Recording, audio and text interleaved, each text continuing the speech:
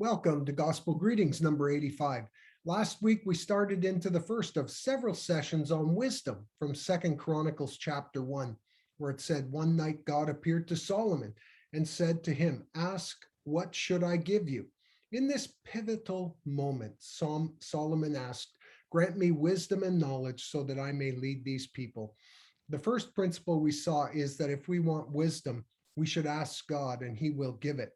Like James chapter 1, verse 5, which says, "Now if any of you lacks wisdom, he should ask God, who gives to all generously and ungrudgingly, and it will be given to him."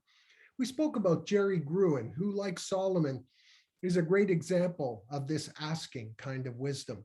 This week, we're going to talk about the root of wisdom and the difference between wisdom and knowledge from Proverbs 9:10. Which says, "The fear of the Lord is the beginning of wisdom, and knowledge of the Holy One is understanding." Now, before going any farther, let's discuss the fear of the Lord. The fear of the Lord is a powerful concept, and if we can get this straight in our thinking and actions, it will empower us to a wiser way of life. The fear of the Lord is generally understood as not being terrified of God, although a little bit of trepidation is probably appropriate, as God is pretty darn awesome.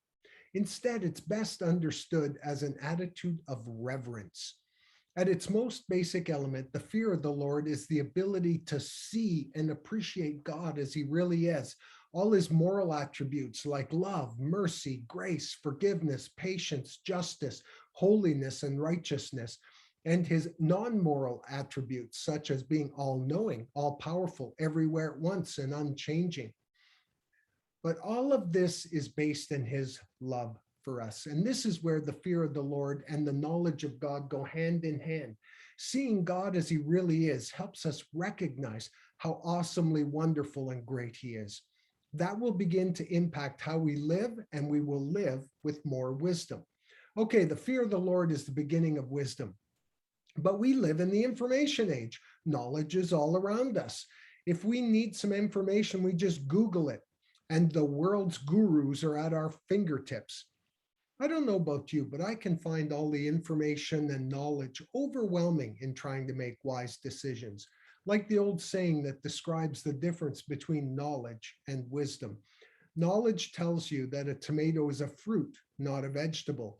Wisdom tells you not to put tomatoes in your fruit salad.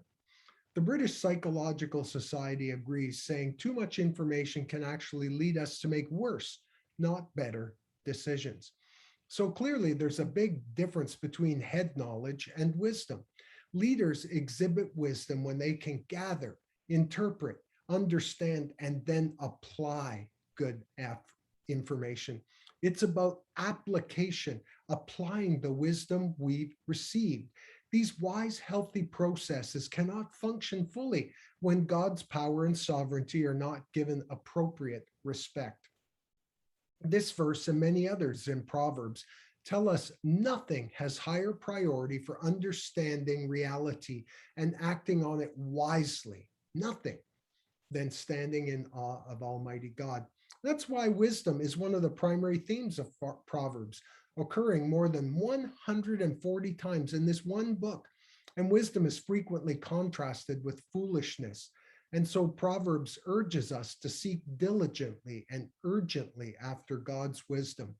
You see, an attitude of reverence is a great place to begin this search. Why don't you revere God and apply this wisdom today? Bless you, brothers.